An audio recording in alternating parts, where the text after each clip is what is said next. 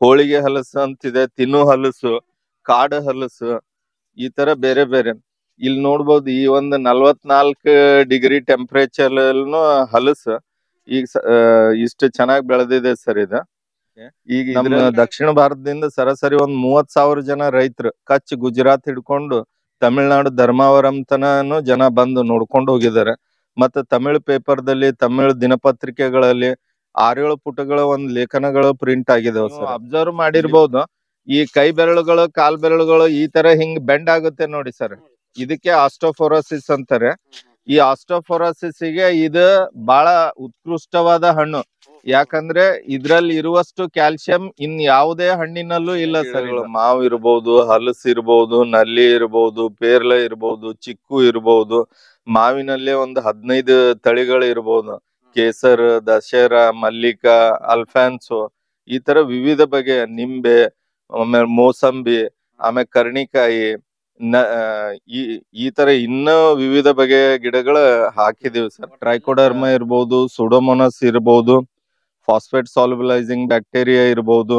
ಇಂಥದ್ರೆಲ್ಲ ಆ ಒಂದು ಗೊಬ್ಬರಕ್ಕೆ ಟ್ರೀಟ್ ಮಾಡಿ ಒಂದು 15ರಿಂದ 20 ದಿನ ಸತತವಾಗಿ ಅದಕ್ಕೆ ತೇವಾಂಶವನ್ನು ಮೇಂಟೈನ್ ಮಾಡಿ. ರೈತ ಬಾಂಧವರಿಗೆ ನಮಸ್ಕಾರ.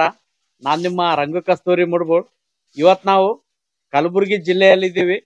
ಒಬ್ಬ ವಿಶೇಷ ಕೃಷಿ ಪದವೀಧರರ ಮಾದರಿ ತೋಟಕ್ಕೆ ಬಂದಿದ್ದೀವಿ. ಸಾಮಾನ್ಯವಾಗಿ ಕೃಷಿ ಮಾಡ್ಬೇಕಂದ್ರೆ ಹಲವಾರು ಪ್ರಯೋಗಗಳನ್ನ ಮಾಡ್ಬೇಕಾಗ್ತದೆ. ಅದರಲ್ಲೂ ವಿಶೇಷವಾಗಿ ಕೃಷಿ ಪದವೀಧರರಾಗಿರೋದ್ರಿಂದ ಅವರು ಹಲವಾರು ಪ್ರಯೋಗಗಳನ್ನು ಮಾಡಿ ಒಂದು ವಿಶೇಷವಾದಂತಹ ತೋಟನ ನಿರ್ಮಾಣ ಮಾಡಿದ್ದಾರೆ. ಯಾವ ರೀತಿ ಮಾಡಿದ್ದಾರೆ, ಏನೇನು ಪದ್ಧತಿಗಳನ್ನ ಅಳವಡಿಸ್ಕೊಂಡಿದ್ದಾರೆ ಮತ್ತು ಏನೇನು ಬೆಳೆಗಳಿವೆ, ಸಂಪೂರ್ಣ ಮಾಹಿತಿಯನ್ನು ಪಡೆಯೋಣ. ನಮಸ್ಕಾರ ಸರ್. ನಮಸ್ಕಾರ ಸರ್. ಸರ್, ಮೊದಲಿಗೆ ನಮ್ಮ ರೈತರಿಗೆ ತಮ್ಮ ಹೆಸರು ಮತ್ತು ಪರಿಚಯ ಹೇಳ್ರಿ ಸರ್. ನನ್ನ ಹೆಸರು ಶಿವಾನಂದ್ ಗುರ್ಲಿಂಗಪ್ಪ ಪಾಟೀಲ್ ಅಂತ ಹೇಳಿ. ಇದು ತೋಟ ಇರೋದು ಮುಗುಳ್ನಾಗಾಂವ್ ಅಂತ ಹೇಳಿ, ಮುಗುಳ್ನಾಗಾಂವ್ ಹಳ್ಳಿ, ಚಿತ್ತಾಪುರ ತಾಲೂಕ, ಕಲಬುರಗಿ ಜಿಲ್ಲೆ. ಸರ್, ಟೋಟಲ್ ಆಗಿ ಎಷ್ಟು ಎಕರೆ ಹೊಲ ಇದೆ ಸರ್ ಇಲ್ಲಿ? ಇದು 10 ಎಕರೆ 24 ಗುಂಟೆ ಹೊಲ ಇದೆ. 10 ಎಕರೆ 24? 10 ಎಕರೆ 24 ಗುಂಟೆ. ನಾನು ಇದು ಖರೀದಿ ಮಾಡಿದಾಗ ಇದ್ರಲ್ಲಿ ಏನು ಅವರು ಬೇಸಾಯ ಪದ್ಧತಿ ಮಾಡ್ತಾ ಇದ್ದಿದ್ದಿಲ್ಲ. ಬೀಳ್ ಬಿದ್ದ ಜಮೀನಿತ್ತು, ಬೀಳ್ ಜಮೀನ್. ಆಮ್ಯಾಗ ಏನು ಒಂದ್ ಗಿಡನೂ ಇದ್ದಿದ್ದಿಲ್ಲ, ಅವಾಗ ಯಾವ ಬೆಳೆನೂ ಇದ್ದಿದ್ದಿಲ್ಲ ಇದಕ್ಕ. ಆಮೇಲೆ ಇಲ್ಲಿ ಈ ಭಾಗದಾಗ ಏನೈತಿ ಅಂದ್ರೆ ನೀರಿಂದ ಬಹಳ ಕೊರತೆ ಸಮಸ್ಯೆ. ನೀರಿಗಾಗಿ ಏನೇನು ಅನುಕೂಲ ಮಾಡ್ಕೊಂಡ್ರಿ ಸರ್? ನೀರಿಗಾಗಿ ಮೊದಲನೇದಾಗಿ ಹೇಳ್ಬೇಕಂದ್ರೆ 60 ಅಡಿಯಿಂದ 80 ಅಡಿ ಕೆಳಗ್ ಹೋದ್ರೆ ಈ ನಮ್ದು ಶಾಬಾದ್ ಫರ್ಸಿ ಕಲ್ಲು, ಆ ಕಲ್ಲು ಬರೋದ್ರಲಿಂದ ನೀರಿಂದ ಇದು ಬಹಳ ಕಡಿಮೆ ಇದೆ. ಸೊ ಕೆಲವೊಬ್ರು ಹಿರಿಯರಿಗೆ ಮತ್ತೆ ಜಿಯೋಲಾಜಿಸ್ಟಿಗೆ, ಆಮ್ಯಾಗ ಈ ಭಾಗದಲ್ಲಿ ವರ್ಕ್ ಮಾಡಿದಂತ ರೈತರಿಗೆ, ಆಮೇಲೆ ಬೋರ್ವೆಲ್, ಈ ಗಂಗಾ ಕಲ್ಯಾಣ ಯೋಜನೆದಲ್ಲಿ ಅದರಲ್ಲಿ ಬೋರ್ವೆಲ್ ಕೊರೆದಂತ ಬೋರ್ವೆಲ್ ನ ಮಾಲೀಕರಿಗೆ ಮತ್ತು ಅವ್ರ ಕೆಲಸಗಾರಿಗೆ ಮಾತಾಡಿದಾಗ ಏನ್ ಗೊತ್ತಾಯ್ತು, ಬೋರ್ವೆಲ್ ಹೊಡೆದ್ರು ಕೂಡ ಈ ಒಂದ್ ಭಾಗದ ಪ್ರದೇಶದಾಗ 1/2 ಇಂಚ 1 ಇಂಚ ಅಷ್ಟೇ ನೀರ್ ಸಿಗುತ್ತೆ ಸರ್. ಅದಕ್ಕಿಂತ ಜಾಸ್ತಿ ಸಿಗಲ್ಲ, ಜರಿಗಳು ಬರಲ್ಲ. ಏನ್ ಬಂದ್ರು ಬಸಿ ನೀರ್, ಪರ್ಕೊಲೇಟಿವ್ ವಾಟರ್ ಏನ್ ಬರುತ್ತ, ಬಸಿ ನೀರ್, ಅದೇ ನೀರ್ ಬರುತ್ತೆ ಅಂತಂದ್ರ. ಸೊ ಅದಕ್ಕೆ ನಾವೇನ್ ವಿಚಾರ ಮಾಡಿದ್ವಿ, ಒಂದ್ 60 ಅಡಿ ಬಾವಿ, 50x50, ಡೆಪ್ತ್ 60 ಬಾವಿ ಮಾಡಿ, ಬಾವಿಯಲ್ಲಿ ಅಡ್ಡ ಬೋರ್ ಅಂದ್ರೆ ಹಾರಿಜಾಂಟಲ್ ಬೋರ್ಗಳನ್ನ ಒಂದ್ 6 ಬೋರ್ಗಳು ಕೊರ್ದಿವಿ. 125ರಿಂದ 150 ಅಡಿ ಉದ್ದ ಹಾರಿಜಾಂಟಲ್ ಬೋರ್ ಕೊರ್ದಿದ್ರಿಂದ ಅವು ಏನ್ 60 ಅಡಿ ಒಳಗ 1/2 ಇಂಚ 1 ಇಂಚ ನೀರೇನ್ ಬಸಿ ನೀರ್ ಬರ್ತಾವ, ಅವೆಲ್ಲ ಕಲೆಕ್ಟಿವ್ಲಿ ಬಂದ್ ಬಾವಿಯಲ್ಲಿ ಬೀಳೋದ್ರಲಿಂದ ಆ ಬಾವಿನೇ ನಮ್ ನೀರಿನ ಒಂದು ಸೋರ್ಸ್ ಅಂತ ಹೇಳ್ಬೋದು. ನಾನು ಇದನ್ನು ಕೂಡ ನಾವ್ ಏನದ ಈ ಆಧುನಿಕ ಪದ್ಧತಿಯನ್ನ ಅಳವಡಿಸ್ಕೊಂಡು ಆಕ್ಚುಲಿ 1 ಎಕರೆ 2 ಎಕರೆಗೆ ಆಗುವಂತ ನೀರನ್ನೇ ನಾವು 10 ಎಕರೆ 11 ಎಕರೆ ನೀರಾವರಿ ಮಾಡ್ತಾ ಇದ್ದೀವಿ. ಏನ್ ಆಧುನಿಕ ಪದ್ಧತಿ ಅಂದ್ರೆ ಈಗ ಡ್ರಿಪ್ ಇರಿಗೇಷನ್, ಹನಿ ನೀರಾವರಿ ಪದ್ಧತಿ ಇರ್ಬೋದು. ಹನಿ ನೀರಾವರಿ ಪದ್ಧತಿಯಲ್ಲೂ ಕೂಡ ಈ ನೀರು ಬಾಷ್ಪೀಭವನ ಮತ್ತು ಆವಿಯಾಗಿ ಹೋಗ್ಲಾರ್ದಂಗ ಅದ್ರ ಮೇಲೆ ಪ್ಲಾಸ್ಟಿಕ್ಕಿನ ಹೊದಿಕೆ ಹೊದಿಸಿ, ಆ ಮಲ್ಚಿಂಗ್ ಹಾಕಿ, ಆ ಇದ್ದ ನೀರನ್ನೇ ನಾವು ಸಮರ್ಪಕವಾಗಿ ಬಳಸ್ಕೊತಾ ಇದ್ದೀವಿ ಸರ್. ದನಗಳು ಎಷ್ಟಿದಾವ ಸರ್? ಸರ್, ಮುಂಚೆ ದನಗಳು ಬಹಳ ಇದ್ದು, ಈಗ ತೆಗ್ದಿದ್ದೀನಿ. 2 ಎಮ್ಮೆ ಇದಾವೆ, ಆಮೇಲೆ 2 ಗೀರ್ ಹೋರಿಗಳಿದಾವೆ ಸರ್. 2 ಎಮ್ಮೆ ಕರುಗಳಿದಾವೆ. ಮುಂಚೆ 17-18 ದನಗಳಿದ್ದು. ಇವು ದನಗಳು ಕೂಡ ನಾವು ಇದು ಕಮರ್ಷಿಯಲ್ ಆಗಿ ಮಾಡಿಲ್ಲ, ಇದು ಮನೆಗೆ ಹಾಲು ಮತ್ತು ತೋಟಕ್ಕೆ ಗೊಬ್ಬರ. ಮುಂಚೆ ನಮ್ಗೆ ಏನಾಗ್ತಿತ್ತು ಸರ್, ಒಂದು ವರ್ಷಕ್ಕೆ 30 ರಿಂದ 40 ಟ್ರ್ಯಾಕ್ಟರ್ ತಿಪ್ಪಿ ಖಾತ ಬರುವಷ್ಟು ದನಗಳು ಹಸುಗಳು ಇದ್ದು. ಈಗ ಏನಾಗ್ತಾ ಇದೆ ಬರ್ತಾ ಬರ್ತಾ ಅಂತಂದ್ರೆ ಈ ಒಂದು ಲೇಬರ್ ಸಮಸ್ಯೆ ಬಹಳ ಆಗ್ತದೆ. ಮೇವು ನಾವು ಏನಾದ್ರೂ ಮಾಡ್ಬೋದು ಸರ್, ನೀರಾವರಿ ಇದೆ, ಬಟ್ ಲೇಬರ್ ಸಮಸ್ಯೆ ಎಷ್ಟು ಕಷ್ಟ ಆಗ್ತಾ ಇದೆ ಅಂದ್ರೆ ನಾವ್ ಯಾಕಾದ್ರೂ ತೋಟ ಮಾಡ್ತಾ ಇದ್ವಿ. ಕೆಲವೊಂದ್ಸಲ ನೀವು ನಂಬಕ್ ಆಗಲ್ಲ, ನಾನೇ ಸ್ವತಃ ಬಂದು ನಾನೇ ಸ್ಪ್ರೇಗಳನ್ನ ಮಾಡ್ಬೋದು, ಬೇರೆ ಬೇರೆ ಕೆಲಸಗಳಲ್ಲೂ ನಾನೇ ತೊಡಗಿಸ್ಕೋತೀನಿ. ಯಾಕಂದ್ರೆ ಲೇಬರ್ದ ಅತಿ ಬಹಳ ಸಮಸ್ಯೆ ಆಗ್ಬಿಟ್ಟಿದೆ, ದುಡಿಯಕ್ಕೆ ಯಾರು ಬರ್ತಾ ಇಲ್ಲ ಸರ್. ಸರ್, ಮುಖ್ಯವಾಗಿ ಏನೇನು ಬೆಳೆಗಳನ್ನ ಬೆಳಿತೀರಿ, ಏನೇನು ಪದ್ಧತಿಲಿ ಬೆಳೆದ್ರಿ ಒಂದೊಂದಾಗಿ ತೋರಿಸ್ತಾ ಹೋಗಿ. ಬನ್ನಿ ಸರ್. ಸರ್, ಇಲ್ಲಿ ಎಷ್ಟು ಏರಿಯಾ ಆದ್ರಿ, ಯಾವ ಬೆಳೆಗಳವ್ರಿ? ಸರ್, ಇದು ಟೋಟಲಿ ಒಂದು 5.5 ರಿಂದ 6 ಎಕರೆ ಇದೆ ಸರ್. ಈ 6 ಎಕರೆನು ಪೂರಾ ಮಲ್ಚಿಂಗ್ ಮೇಲೆ, ಈ ಬೇಸಿಗೆ ಕಾಲದಲ್ಲಿ ಸೌತಿಕಾಯಿಗೆ ಡಿಮ್ಯಾಂಡ್ ಇರುತ್ತೆ ಅಂತ ಹೇಳಿ ಈ ಒಂದು ಸೌತಿಕಾಯಿ ಒಂದು 3 ತಳಿ ಸೌತಿಕಾಯಿ ಮಾಡಿದೀವಿ ಸರ್. ಈ ಸೌತಿಕಾಯಿ ಮಾರ್ಕೆಟ್ನು ಈಗ ಚೆನ್ನಾಗಿದೆ ಸರ್. ಆದ್ರೆ ಈ ಏಪ್ರಿಲ್ ತಿಂಗಳು 2024 ಈ ಟೆಂಪರೇಚರ್ ಒಂದ್ 8-10 ದಿನದಿಂದ 43-44 ಟೆಂಪರೇಚರ್ ಬಾಳ ಆಗಿ ಬೆಳ್ಳಿ ಕೂಡ ಅಷ್ಟು ಇದು ಆಗ್ತಾ ಇಲ್ಲ ಸರ್. ಉತ್ತಮ ಸರ್ ನಿಮ್ ಬೆಳೆ. ಇಲ್ಲ, ಇದ್ದಿದ್ರಲ್ಲೇ ಉತ್ತಮ ಇದ್ರೂ ಕೂಡ ನಮ್ ಸ್ಯಾಟಿಸ್ಫ್ಯಾಕ್ಟರಿ ಇಲ್ಲ ಸರ್. ಯಾಕಂತಂದ್ರ ಹಾ ಸರಿ, ಇದು ಇನ್ನೂ ಚೆನ್ನಾಗ್ ಬರ್ತಿತ್ತು ಸರ್. ಇದು ಒಮ್ಮೆ ಸಡನ್ ಇನ್ಕ್ರೀಸ್ ಟೆಂಪರೇಚರ್ ಅಲ್ಲಿ ಆಗಿದ್ದಕ್ಕೆ ಸ್ವಲ್ಪ ತೊಂದರೆ ಆಗ್ತಾ ಇದೆ ಸರ್. ಮಲ್ಚಿಂಗ್ ನಲ್ಲಿ ಏನೇನ್ ಬೆಳೆಗಳನ್ನ ಹಾಕ್ತಾರೆ ಸರ್? ಈ ಮಲ್ಚಿಂಗ್ ಅಲ್ಲಿ ಮುಂಚೆ ಏನಿತ್ತಂದ್ರ ಸರ್, ಇದ್ರಲ್ಲಿ ಕುಂಬಳ ಅಂದ್ರೆ ಈ ಗುಂಡು ಕುಂಬಳ ಪಂಪ್ಕಿನ್ ಅಂತೀವಲ್ಲ, ಆ ಪಂಪ್ಕಿನ್ ಮತ್ತೆ ತೊಗರಿ ಇಂಟರ್ ಕ್ರಾಪ್ ಮಾಡಿದ್ದೇವ್ ಸರ್. ತೊಗರಿ ಸರಿಸುಮಾರು ನಮ್ಗೊಂದು 30 ಕ್ವಿಂಟಲ್ ತೊಗರಿ ಆಯ್ತು ಸರ್. ಆಮೇಲೆ ಈ ಕುಂಬಳ ಸರಿಸುಮಾರು 120 ಟನ್ ಕುಂಬಳ ಆಯ್ತು ಸರ್. ಇದ್ರಲ್ಲೇ ಒಂದೇ ಸಲ ಇಂಟರ್ ಕ್ರಾಪ್ ಮಾಡಿದ್ದೀವಿ. ಕುಂಬಳದ ಸರಾಸರಿ 8 ರಿಂದ 10 ರೂಪಾಯಿ ಕೆಜಿ ಕುಂಬಳ ಮಾರಿದೀವಿ ಸರ್. ತೊಗರಿ ಅಂತೂ ಈ ಸಲ 9,800 ರಿಂದ 10,500 ಕ್ವಿಂಟಲ್ಗೆ ರೇಟ್ ಇತ್ತು. ತೊಗರಿ ಕೊಟ್ವಿ. ಅದು ತೆಗೆದು ಹೊಲ ಎಲ್ಲ ರೆಡಿ ಮಾಡಿ ಇದಕ್ ಮತ್ತೇನ್ ಮಾಡಿದೀವಿ ಸರ್, ಈ ಸಲ ಕಲ್ಲಂಗಡಿ ಮಾಡ್ಬೇಕಂತ ಮೊದ್ಲು ಇದು ಮಾಡಿದ್ವಿ. ಕಲ್ಲಂಗಡಿ ಬೇಡ ನೋಡೋಣ, ಎಲ್ಲರೂ ಕಲ್ಲಂಗಡಿ ಮಾಡ್ತಾರೆ, ಶೌತಿ ಮಾಡೋಣ ಅಂತ ಶೌತಿ ಮಾಡಿದೀವಿ. ಆದ್ರೆ ಮೇನ್ ಏನ್ ಪ್ರಾಬ್ಲಮ್ ಅಂತಂದ್ರೆ ಸರ್, ಟೆಂಪರೇಚರ್ ಸಡನ್ ಇನ್ಕ್ರೀಸ್ ಆಗಿದ್ದಕ್ಕೆ ನಡೆದ ಸರ್. ಈಗ ಹಾರ್ವೆಸ್ಟಿಂಗ್ ಮಾಡ್ತಾ ಇದಾರೆ. ಇದು 400 ರಿಂದ 500 ರೂಪಾಯಿಗೆ ಒಂದ್ ಕ್ಯಾನ್ ಅಲ್ಲಿ 14 ರಿಂದ 15 ಕೆಜಿ ಬರುತ್ತೆ ಸರ್. ಆ ರೇಟಿಗೆ ಹೋಗ್ತಾ ಇದೆ ಸರ್. ಇಲ್ಲೇ ಶಾಬಾದ್ ಮಾರ್ಕೆಟಿಗೆ ಕೊಡ್ತಾ ಇದೀವಿ ಸರ್. ಮುಖ್ಯವಾಗಿ ಗೊಬ್ಬರ, ನೀರು ಯಾವ ತರ ನಿರ್ವಹಣೆ ಮಾಡ್ತೀರಿ, ರೋಗ ಯಾವ ತರ ಕಂಟ್ರೋಲ್ ಮಾಡ್ತೀರಾ, ಅದ್ರ ಬಗ್ಗೆ ಸ್ವಲ್ಪ ಮಾಹಿತಿ ಸರ್. ಗೊಬ್ಬರ ಇದು ಅನ್ನೋದಕ್ಕಿಂತ ಒಂದ್ ದಿನದಲ್ಲಿ ಭೂಮಿ ಯಾವ್ದು ತಯಾರಾಗೋದಿಲ್ಲ ಸರ್. ಇದು ಪ್ರತಿ ವರ್ಷ ಏನಿದೆ, ನಾವು ನಮ್ದೇ ಒಂದು ದನ ಕರುಗಳು ಇರೋದ್ರಿಂದ ಒಂದ್ 30 ರಿಂದ 40 ಟ್ರ್ಯಾಕ್ಟರ್ ಗೊಬ್ಬರ, ಅದನ್ನು ಗೊಬ್ಬರ ಡೈರೆಕ್ಟ್ ಆಗಿ ನಾವು ಹಾಗೆ ಹಾಕೋದಿಲ್ಲ ಸರ್. ಆ ಗೊಬ್ಬರಕ್ಕೆ ಏನ್ ಮಾಡ್ತೀವಿ, ಈ ಸೂಕ್ಷ್ಮ ಜೀವಾಣುಗಳಿಂದ ಅದನ್ನ ಟ್ರೀಟ್ ಮಾಡ್ತೀವಿ. ಟ್ರೈಕೋಡರ್ಮ ಇರ್ಬೋದು, ಸುಡೋಮೋನಸ್ ಇರ್ಬೋದು, ಫಾಸ್ಫೇಟ್ ಸಾಲ್ಯುಬಲೈಸಿಂಗ್ ಬ್ಯಾಕ್ಟೀರಿಯಾ ಇರ್ಬೋದು, ಇಂಥದ್ರೆಲ್ಲ ಆ ಒಂದು ಗೊಬ್ಬರಕ್ಕೆ ಟ್ರೀಟ್ ಮಾಡಿ ಒಂದು 15 ರಿಂದ 20 ದಿನ ಸತತವಾಗಿ ಅದಕ್ಕೆ ತೇವಾಂಶವನ್ನು ಮೇಂಟೈನ್ ಮಾಡಿ ಆ ಒಂದು ಸೂಕ್ಷ್ಮ ಜೀವಾಣುಗಳ ಸಂಖ್ಯೆ ಅದರಲ್ಲಿ ವೃದ್ಧಿ ಆಗುವ ತರ ಮಾಡಿ ಅದನ್ನ ಏನ್ ಮಾಡ್ತೀವಿ ಸರ್, ಈ ಹೊಲದಲ್ಲಿ ಸಾಲಿಗೆ ನಾವು ಹಾಕೊಂತ ಬರ್ತೀವಿ. ಆಮೇಲೆ ಎನ್ರಿಚ್ ಆಗುತ್ತೆ ಸರ್.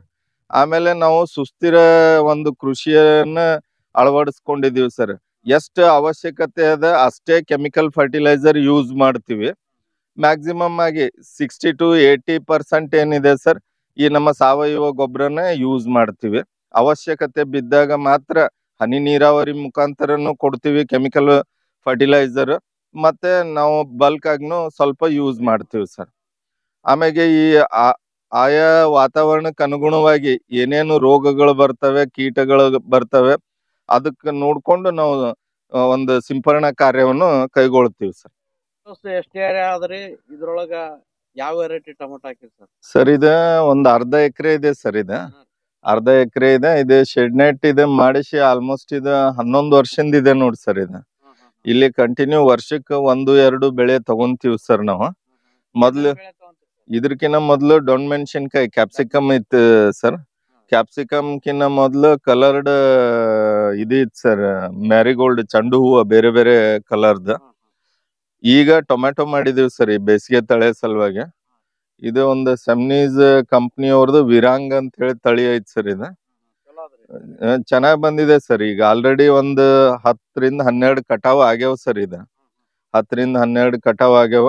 ಇದು ಭಾರ ತಡ್ಕೊಳ್ಳಿಕ್ ಆಲಾರ್ದೆ ಬೆಳಿ ಕಡದ್ ಬೀಳ್ತಾ ಇದೆ ಸರ್. ಈ ಕಟ್ಟೋದಕ್ಕೂ ಕೂಡ ಇದೆ, ನೀವು ನೋಡಿರ್ಬೋದು. ಇದು ಲೇಬರ್ ಕೊರತೆ, ಲೇಬರ್ ಬರ್ತಾ ಇಲ್ಲ, ಬಿಸಿಲು ಜಾಸ್ತಿ ಆಗಿದೆ ಸರ್.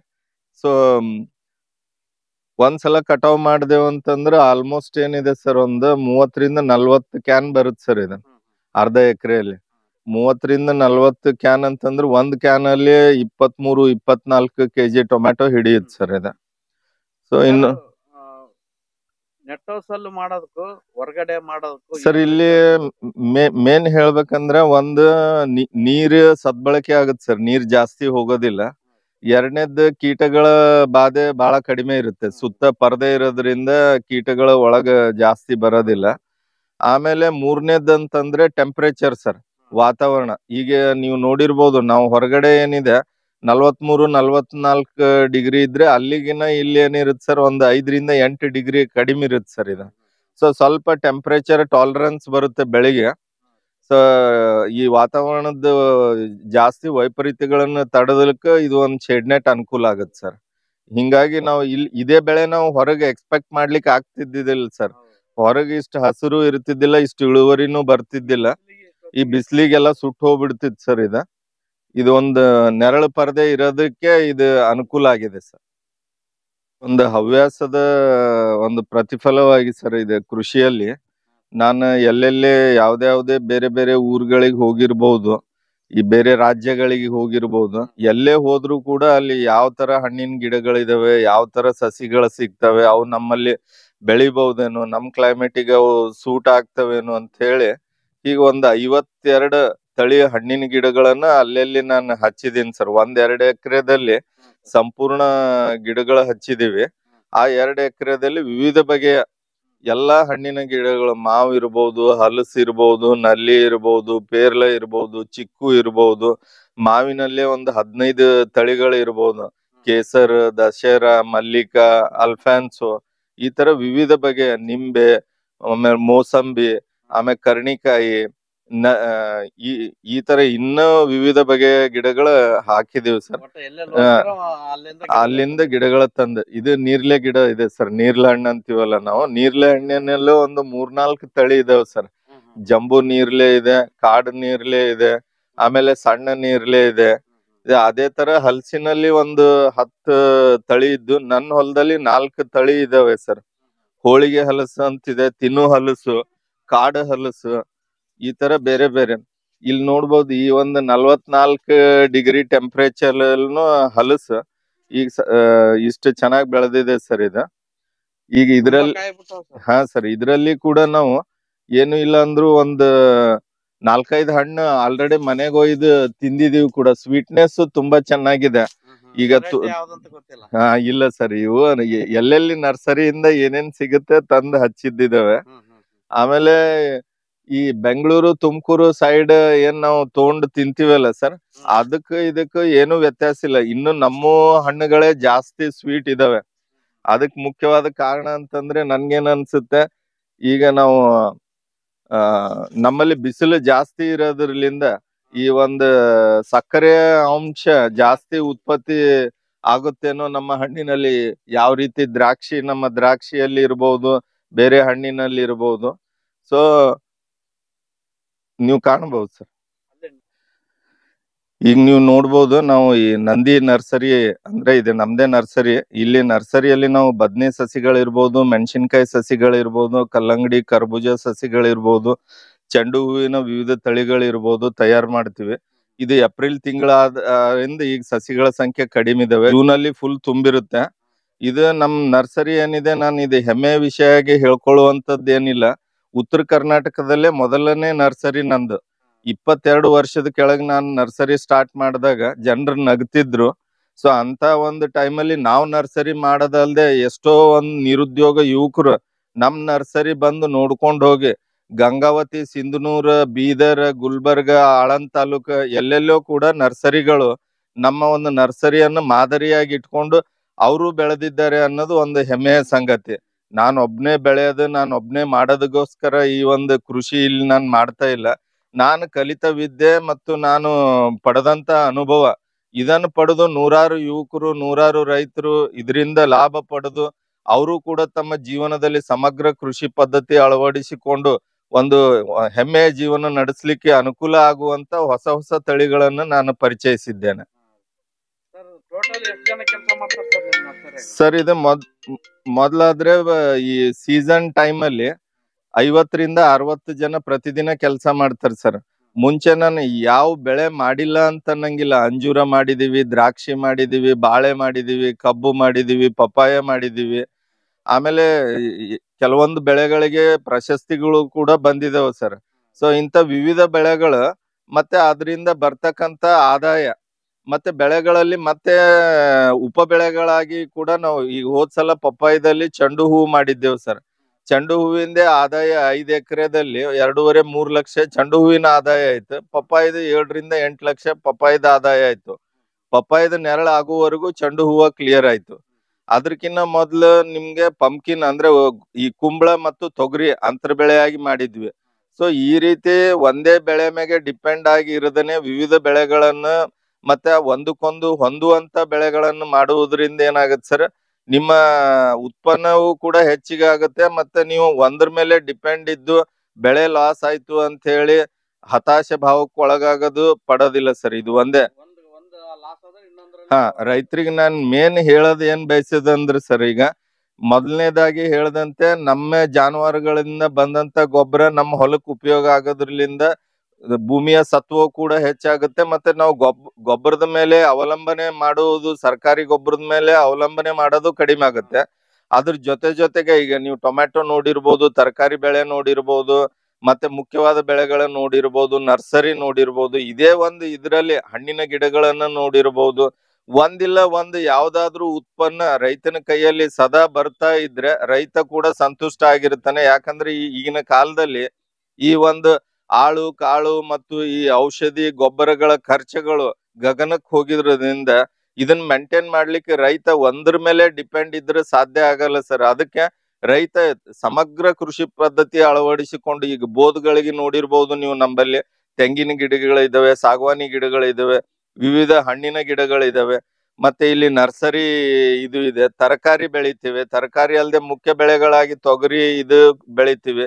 ಎಲ್ಲಾ ಬೆಳೆಗಳ ಒಂದು ಇದ್ರಲಿಂದ ಒಂದು ಬೆಳೆ ಕೈ ಕೊಟ್ರು ಕೂಡ ಇನ್ನೊಂದು ಬೆಳೆ ಕೈ ಹಿಡಿಯುವುದರಿಂದ ರೈತನಿಗೆ ಇದು ಬಹಳ ಅನುಕೂಲ ಆಗುತ್ತಂತ ನಾನು ಹೇಳ್ತೀನಿ. ಈ ಇನ್ಕಮ್ ಬರ್ತಾನೆ ಇರುತ್ತೆ ಸರ್. 12 ತಿಂಗಳು ಒಂದ್ರ ಮೇಲೆ ಡಿಪೆಂಡ್ ಇರಲ್ಲ ರೈತ.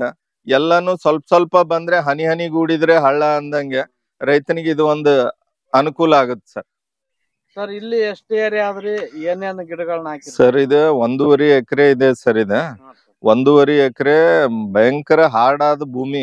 ಇಲ್ಲೇನು ಒಂದು ಸಜ್ಜಿ ತೊಗರಿ ಹುರುಳಿನೂ ಆಗ್ತಾ ಇದ್ದಿದ್ದಿಲ್ಲ.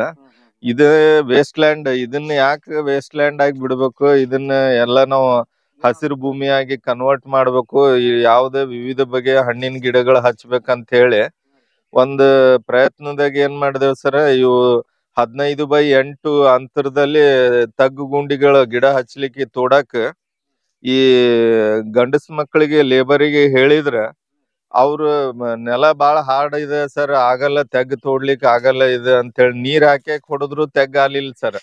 ಬಿಟ್ಟು ಹೋದ್ರ ಅವ್ರು ಅಲ್ಲ ಅಂತ ಹೇಳಿ. ಆಮೇಲೆ ಒಂದ್ JCB ತರಿಸಿ JCB ಇಂದ ತಗ್ಗು ಮಾಡಿ ಗಿಡ ಹಚ್ಚಿ ಇವಕ್ ಹನಿ ನೀರಾವರಿ ಮಾಡಿ ಇವು ನೀರಿನ ವ್ಯವಸ್ಥೆ ಮಾಡದ್ಮೇಲೆ ಇದು ಏನಾಗಿದೆ ಸರ್, ಇದು ಒಂದು ಸಣ್ಣ ಒಂದು ಇಕೋಸಿಸ್ಟಮ್ ಕಾಡ್ ಆದಂಗ ಆಗಿದೆ. ಇಲ್ಲಿ ವಿವಿಧ ಬಗೆಯ ಒಂದು 52 ಜಾತಿಯ ಹಣ್ಣಿನ ಗಿಡಗಳಿದಾವ್ ಸರ್.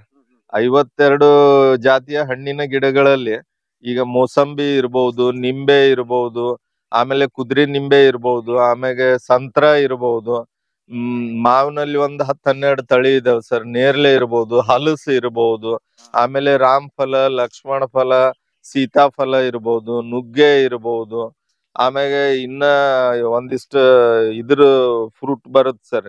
ಈ ಶ್ರೀಶೈಲ್ ಗುಡ್ಡದಲ್ಲಿ ಇರೋಂತ ಕವಳೆ ಹಣ್ಣಿನ ಗಿಡ ಇರ್ಬೋದು, ಅದನ್ನು ಐತ್ ಸರ್. ಬೆಟ್ಟದ ನೆಲ್ಲಿ ಇರ್ಬೋದು, ಆಮೇಲೆ ತಿನ್ನ ನೆಲ್ಲಿ ಇರ್ಬೋದು, ಚಿಕ್ಕು ಇರ್ಬೋದು. ಚಿಕ್ಕು ಅಲ್ಲಿ 3 ವೆರೈಟಿ ಇದಾವೆ ಸರ್. ರೌಂಡ್ ಇದೆ, ಕಲ್ಕತ್ತಾ ಇದೆ, ಮತ್ ಇನ್ನೊಂದ್ ಮಿಕ್ಸ್ ಇದೆ ಸರ್. ಈ ತರ ಇನ್ನೂ ಸಾಕಷ್ಟು ಹಣ್ಣಿನ ಗಿಡಗಳು ಇಲ್ಲಿದಾವೆ. ಈ ಒಂದು ವೇಸ್ಟ್ ಲ್ಯಾಂಡ್ ಅನ್ನ ಏನಾಗಿದೆ ಸರ್, ಈಗ ಸಂಪೂರ್ಣ ಸಾವಯವ ಗೊಬ್ಬರದಿಂದ ತಯಾರಾಗಿ ಇಲ್ಲಿ ಬಿದ್ದಂತ ಎಲೆಗಳು ಇದು ಇಲ್ಲೇ ಅದು ಗೊಬ್ಬರ ಆಗಿ ಇಲ್ಲೇ ತಯಾರು. ಇವನ್ ಈ ಕಸ ಕಡ್ಡಿ ಆಗಿದ್ದು ಕಿತ್ತು ಇಲ್ಲೇ ಹಾಕ್ತಿವಿ ಸರ್ ಬಡ್ಡಿಗೆ. ಲೈವ್ ಮಲ್ಚಿಂಗ್ ಆದಂಗೂ ಆಗುತ್ತೆ, ನೀವು ನೋಡ್ಬೋದು. ಹಾ, ಇಲ್ಲೇ ಇದು ಈ ತರ ಗಿಡ ಬೀಳೋದ್ರಿಂದ ನಮ್ಗ ನೀರು ಕೂಡ ಏನದ ಸರ್, ನೀರಿಂದು ಹಿಡಿದು ಇಟ್ಕೋತೈತೆ. ಆಮೇಲೆ ಇದು ತಾನೇ ವರ್ಷ ಮಳೆಗಾಲದಲ್ಲಿ ಕೊಳತು ಗೊಬ್ಬರ ಆಗಿ ಈಗ ಇದ್ರಲ್ಲಿ 1 ಅಡಿವರೆಗೂ ಮಣ್ಣಿನ ಅಂಶ ಎಲ್ಲಿ ತಗ್ಗ ಹೊಡಿಯಕ್ಕೂ ಕೂಡ ಲೇಬರ್ ವಲ್ ಅಂದಿದ್ರು ಅಂತ ಒಂದು ಮಣ್ಣು ಕೂಡ ಈಗ ಫಲವತ್ತಾಗಿ ಬದಲಾವಣೆ ಆಗಿದೆ ಸರ್. ಇದು 7-8 ವರ್ಷದ ಒಂದು ಅವಧಿಯಲ್ಲಿ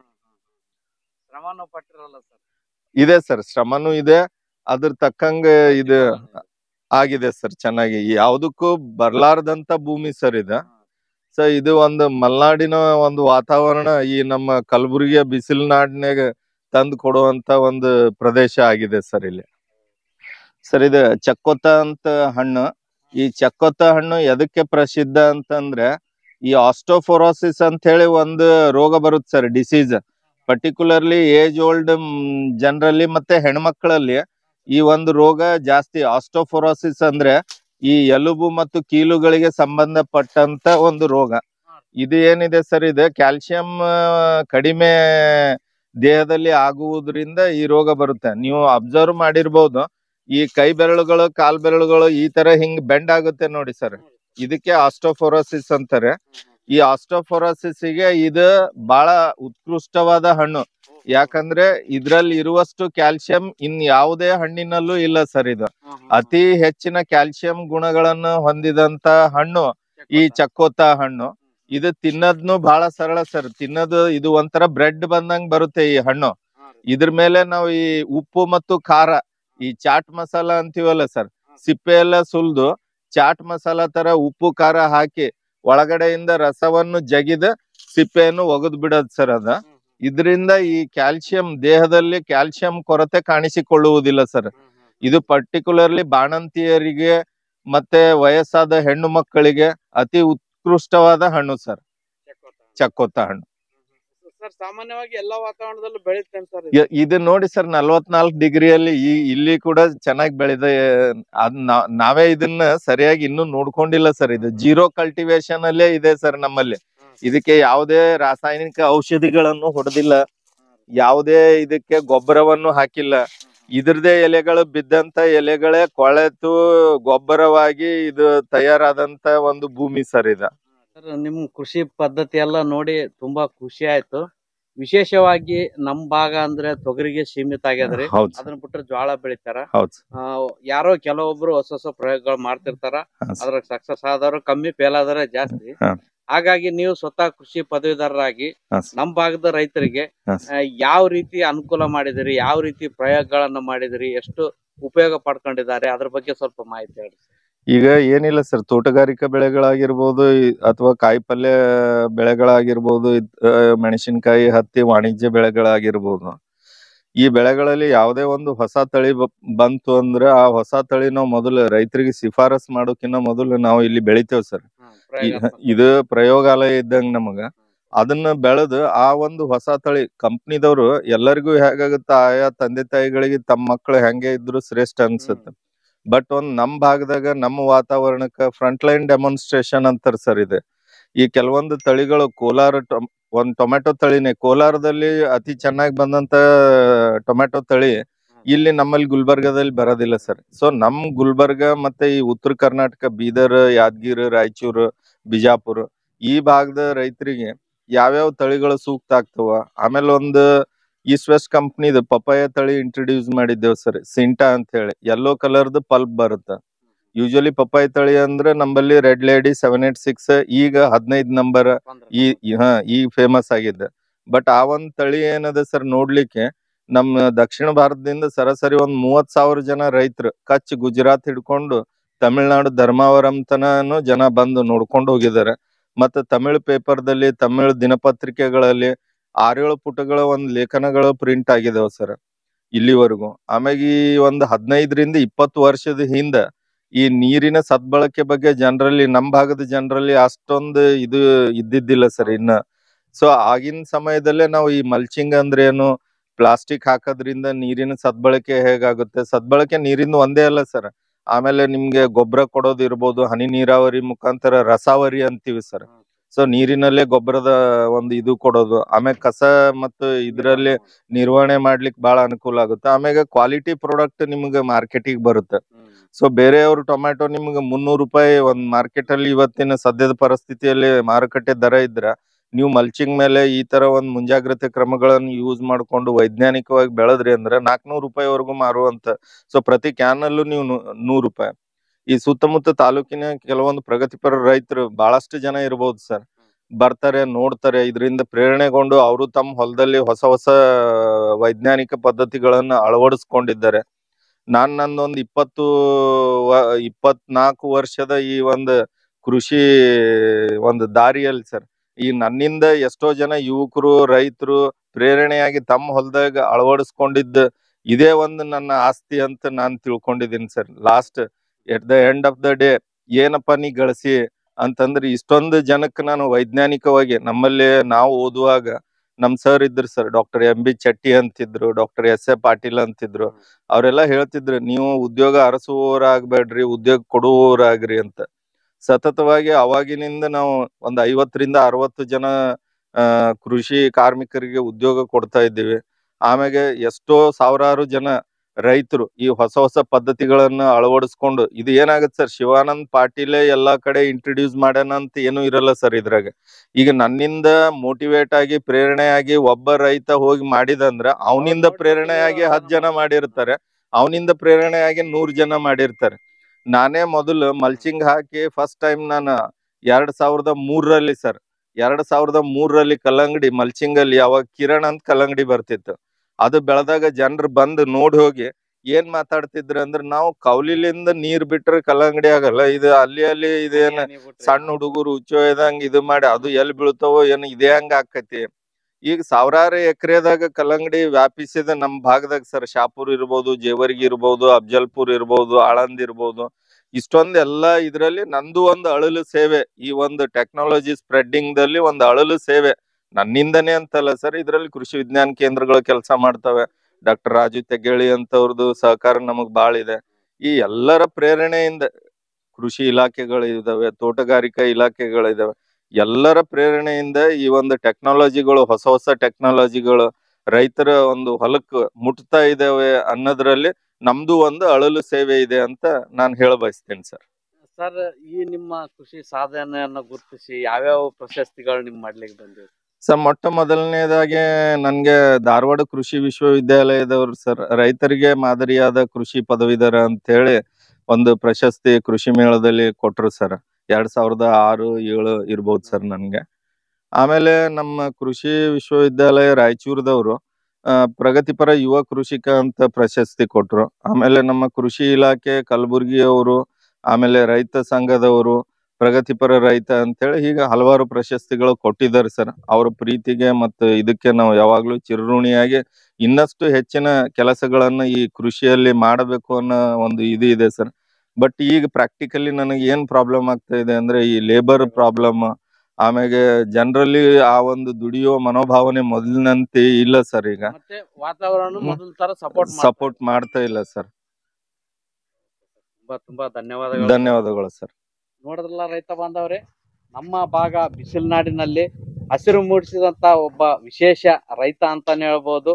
ಸ್ವತಃ ಕೃಷಿ ಪದವೀಧರರಾಗಿ ಹೊಸ ಹೊಸ ಪ್ರಯೋಗಗಳನ್ನು ಮಾಡುತ್ತಾ ನಮ್ಮ ಭಾಗದ ರೈತರಿಗೆ ಒಂದು ಉತ್ತಮ ಪ್ರೇರಣೆ ಆಗಿದ್ದಾರೆ.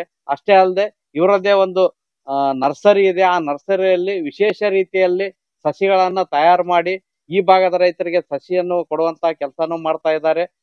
ಸರ್ ಅವ್ರ ನಂಬರ್ ಅನ್ನ ಡಿಸ್ಪ್ಲೇ ನಲ್ಲೂ ಮತ್ತು ಡಿಸ್ಕ್ರಿಪ್ಷನ್ ಬಾಕ್ಸ್ ಅಲ್ಲೂ ಹಾಕಿರ್ತೀನಿ. ನೀವು ಯಾವುದೇ ಸಮಸ್ಯೆ ಇರಲಿ ಕಾಂಟ್ಯಾಕ್ಟ್ ಮಾಡ್ರಿ, ನಿಮ್ಗೆ ಉತ್ತಮ ಪರಿಹಾರನ ನೀಡ್ತಾರೆ. ಜೊತೆಗೆ ಇವರಲ್ಲಿ ಸಿಗುವಂತ ವಿಶೇಷ ಸಸಿಗಳನ್ನು ಪಡಿಬಹುದು ಅಂತ ಹೇಳ್ತಾ, ಸ್ವತಃ ಕೃಷಿ ಪದವೀಧರ ಆಗಿರೋದ್ರಿಂದ ಇವರು ಯಾರಿಗೆ ಸಸಿ ಕೊಟ್ಟರು ಕೂಡ ಅದರ ಬೆಳವಣಿಗೆಯಿಂದ ಕಟಾವಿನ ಹಂತವರೆಗೂ ಅದ್ರ ಯಾವುದೇ ರೋಗ ಆಗ್ಲಿ ಕೀಟ ಆಗ್ಲಿ ಯಾವುದೇ ಸಮಸ್ಯೆ ಇದ್ರು ಸಂಪೂರ್ಣ ಮಾಹಿತಿಯನ್ನ ಕೊಡ್ತಾರೆ. ಹಾಗಾಗಿ ಇವರ ನರ್ಸರಿ ಎಲ್ಲರಿಗೂ ಅಚ್ಚುಮೆಚ್ಚಾಗಿದೆ. ಇಂಥ ವಿಶೇಷ ಕೃಷಿಕರನ್ನ ಭೇಟಿಯಾಗಿದ್ದು ತುಂಬಾ ಸಂತೋಷ. ಈ ವಿಡಿಯೋನ ಸುಮಾರು ಜನ ರೈತರಿಗೆ ಶೇರ್ ಮಾಡ್ರಿ. ಇವ್ರು ಮಾಡುತ್ತಿರುವ ಪದ್ಧತಿ ಎಲ್ರಿಗೂ ಅನುಕೂಲ ಆಗ್ಲಿ. ಮತ್ತು ನನ್ನ ಚಾನಲ್ನ ಹೊಸದಾಗಿ ನೋಡ್ತಾ ಇರೋರು ನನ್ನ ಚಾನಲ್ನ ಸಬ್ಸ್ಕ್ರೈಬ್ ಮಾಡ್ರಿ ಅಂತ ಹೇಳ್ತಾ ಮುಂದಿನ ವಿಡಿಯೋದಲ್ಲಿ ಇನ್ನೂ ಹೆಚ್ಚಿನ ಮಾಹಿತಿಯೊಂದಿಗೆ ನಿಮ್ಮ ಮುಂದೆ ಬರ್ತೇನೆ. ಅಲ್ಲಿವರೆಗೂ ನಮಸ್ಕಾರ. ನಮಸ್ಕಾರ.